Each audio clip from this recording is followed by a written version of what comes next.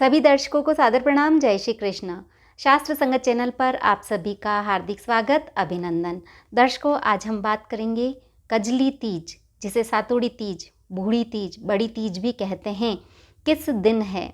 और इस दिन पूरे दिन भद्रा रहेगी, तो पूजा का शुभ समय क्या रहेगा यह भी बताऊंगी कि वर्ष 2023 कजली तीज कब है, पूजा का शुभ समय, चंद्रोदय का समय, व्रत के संकल्प का क्या समय रहेगा, सारी जानकारी दूंगी। तो सबसे पहले हम बात करते हैं कजली तीज कब है, 1 सितंबर या 2 सितंबर।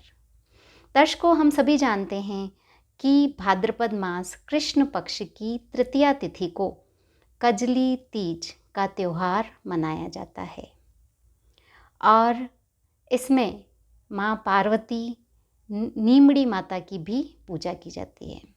दर्शकों, हर त्योहार का संबंध ऋतुओं से है, ऋतुओं के अनुसार ही त्योहार होते हैं। तो प्रकृति स्वरूप माँ पार्वती, नीमड़ी माता की पूजा होती है इसमें। अब हम बात करेंगे कि यह कब है, कजली तीज कब है, सातुड़ी तीज कब है। तो यह है 2 सितंबर 2023 शनिवार के दिन, और इस दिन पूरे दिन भद्रा रहेगी।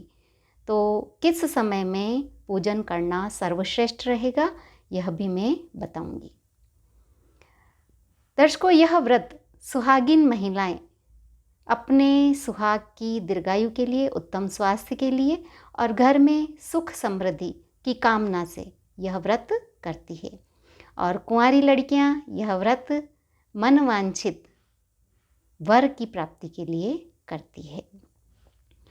इसमें गेहूं, जौ, चावल और चने के सत्तू बनाते हैं और नीमड़ी माता को उनका भोग लगाते हैं।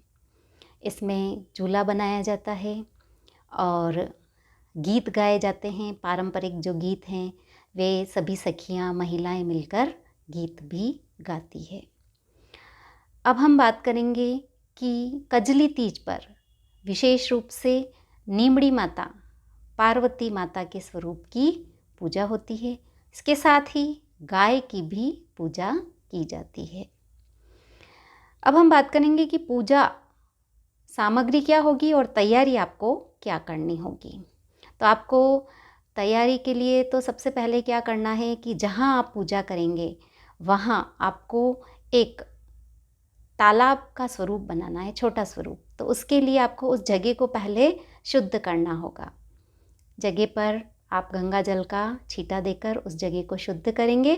उसके बाद वहाँ आप क्या करेंगे, मिट्टी और गोबर का दीवार के सहारे एक छोटा सा तालाब बनाएंगे और एक नीम की टहनी लाएंगे और उसे वहाँ रोप देंगे। यह तो आपकी पहले की तैयारी। और उसके बाद आप जहाँ पूजा करेंगे वहाँ आपको क्या क्या थाली में जमाना है यह भी मैं बता रही हूँ। कि जहाँ पूजा करेंगे, जो तालाब बनाएंगे वह कच्चे दूध और जल का बनेगा। तो ये दोनों सामग्री आपको लेनी है। कच्चा दूध लेना है और जल लेना है, जल का लोटा लेना है अर्घ देने के लिए भी। तो यह हो जाएगा। उसके बाद आपको एक दीपक लेना है गाय के शुद्ध घी का। उसके बाद आपको क्या लेना है, थाली में माता की पूजन सामग्री, जैसे माता के वस्त्र, कुमकुम, अक्षत, रोली, हल्दी, है ना, और जैसे मेहंदी और कपूर, धूप, बत्ती, और आप लेंगे जैसे माता के इत्र लगाते हैं तो इत्र ले सकते हैं। काजल आपको लेना ही है विशेष रूप से, और नीम का बना काजल हो तो श्रेष्ठ है, काजल ले सकते हैं। उसके बाद आपको मेहंदी लेनी है, चुंदड़ी लेनी है माता जी को चढ़ाने के लिए, और घी का दीपक, इत्र, पुष्प, कपूर, वस्त्र, जो फल है वह आपको लेने हैं, और दक्षिणा लेनी है। यह सारी सामग्री आपको पूजा की थाली में जमानी है। और ककड़ी, फल में आप ककड़ी लें, केला लें, सेब लें और सत्तू भी लें उसी थाली में और नींबू भी लें। और माता जी को चढ़ाने के लिए आप जो सुहाग की सामग्री लेना चाहें वे ले सकते हैं, जैसे साड़ी है, मेहंदी का कोण है, बिंदियाँ हैं। जो सामग्री आप माता जी को अर्पित करना चाहते हैं वे सुहाग की सामग्री आप ले सकते हैं।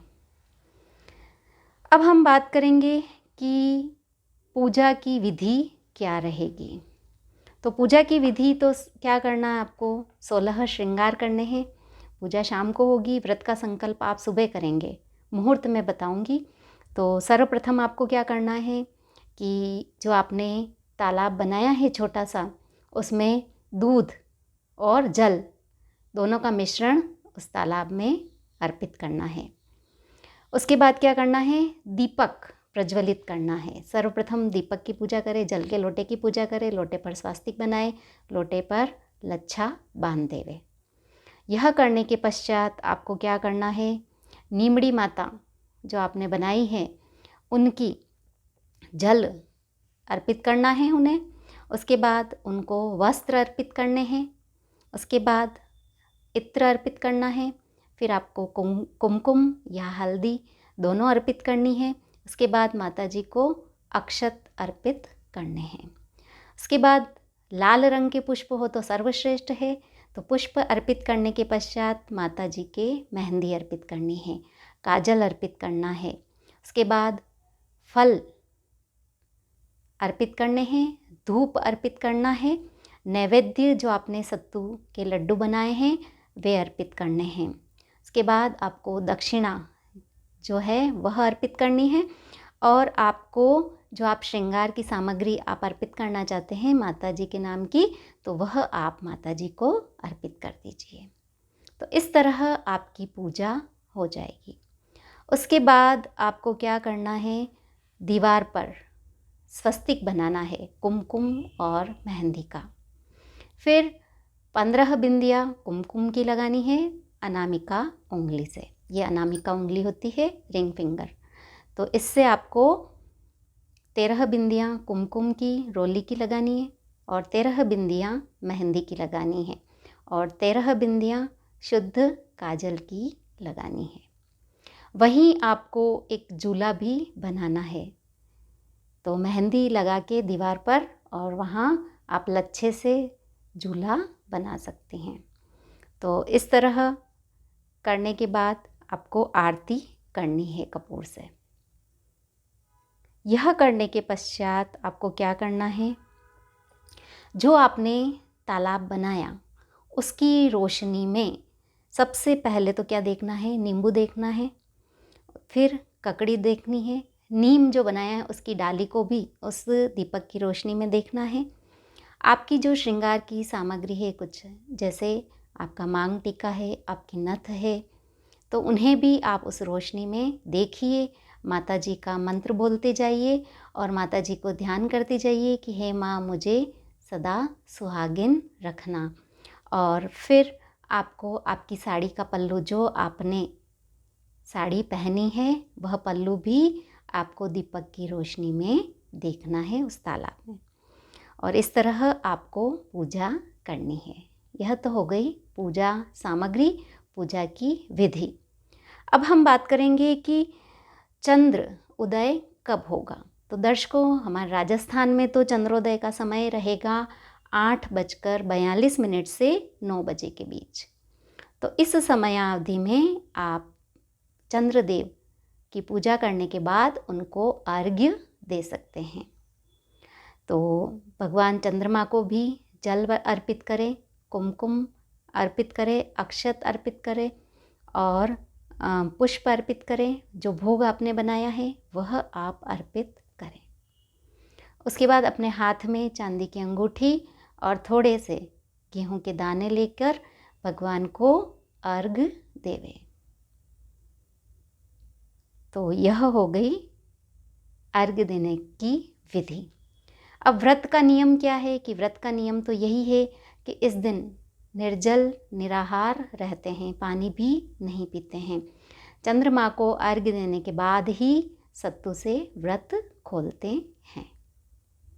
तो इस दिन सुबह सुबह उठें, स्नान करें। स्नान करने के पश्चात आप सही समय में व्रत का संकल्प लेवे, निर्जल निराहार रहवे और 16 श्रृंगार करें। शाम के समय जब आप पूजा करें तो उस समय एक बार पुनः स्नान करें और किसी की निंदा ना करें, किसी की बुराई ना करें, भगवान के ध्यान में अपना दिन बिताएं। और संकल्प जो लेना है आपको व्रत का, वह लेना है सुबह 2 सितंबर 2023 के दिन। इस दिन वार शनिवार है और व्रत का जो संकल्प लेंगे वह लेंगे सुबह 8 बजे से 9:30। इस समय अवधि में आप व्रत का संकल्प ले लेंगे, अच्छा स्नान करके, अच्छे वस्त्र पहन के, श्रृंगार करके। भगवान के मंदिर के सामने आप जल का लोटा लेवे और हाथ में जल लेवें, दाहिने हाथ में, और उसमें अक्षत लेवें, थोड़े से पुष्प लेवें और माता जी के सामने भगवान का मंदिर है वहाँ बैठें और वहाँ आप संकल्प लेवें कि आज मैं यह व्रत कर रही हूँ, मेरा नाम यह है, मेरी गोत्र यह है, मैं यहाँ रहती हूँ और मेरा जो यह व्रत है पूरा माता जी शक्ति देना, व्रत मेरा सही हो जाए और व्रत का फल मुझे देवें। तो इस तरह संकल्प करने के पश्चात आप जल छोड़ देवें। तो संकल्प का समय मैंने बता दिया, सुबह 8 बजे से लेकर 9:30 तक। क्योंकि दर्शकों मैंने बात बताई कि इस दिन भद्रा रहेगी, पर व्रत का जब संकल्प ले रहे हैं उस समय भद्रा नहीं है, तो उस समय अवधि में आप संकल्प ले सकते हैं सुबह 8 बजे से लेकर 9:30 के बीच। अब पूजा करने का जो शुभ समय है वह जो है क्या रहेगा, यह मैं स्पष्ट करूंगी। अगर आपको भद्रा में पूजा करनी है तो सर्वश्रेष्ठ समय क्या रहेगा, भद्रा के बाद पूजा करनी है तो समय क्या रहेगा।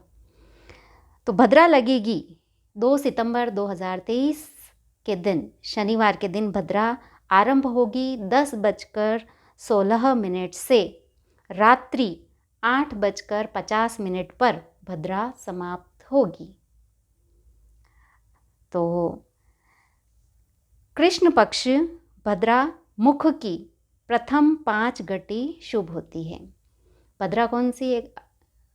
कृष्ण पक्ष की भद्रा है, तो इसकी जो मुख की प्रथम 5 घटी होती है यह शुभ रहती है, इसमें कोई दोष नहीं रहता है। तो पूजा का जो सर्वश्रेष्ठ समय रहेगा वह रहेगा सूर्यास्त से। आप जहाँ भी निवास करते हैं तो आप देख लीजिए सूर्यास्त किस समय हो रहा है। तो सूर्यास्त से लेकर 7:57 तक पूजा का शुभ समय रहेगा। तो इस समय अवधि में आप पूजा कर सकते हैं। और अगर आपको भद्रा में पूजा नहीं करनी है तो आप रात्रि 8:50 के बाद पूजा कर सकते हैं, क्योंकि 8:50 पर भद्रा समाप्त होगी। तो इस समय अवधि में आप पूजा कर सकते हैं। तो दर्शकों मैंने कजली तीज, सातुड़ी तीज पूरी जानकारी आपको दी। वीडियो अगर आपको पसंद आया हो तो आप कमेंट कीजिए, जय श्री कृष्ण लिखिए, जय माँ पार्वती लिखिए। और अगर आपने चैनल को अभी तक सब्सक्राइब नहीं किया है तो कीजिए, ताकि आने वाले समय में मैं जो भी जानकारी प्रेषित करूं वह आपको आसानी से मिल सके। धन्यवाद। जय श्री कृष्ण।